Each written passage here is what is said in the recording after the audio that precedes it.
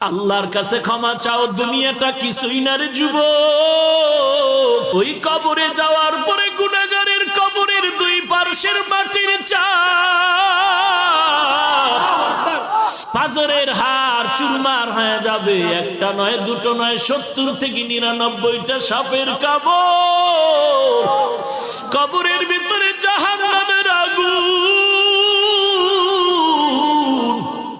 এরে বান্দা, এখনো কি আল্লাহর রাস্তায় ফিরে আসবি না?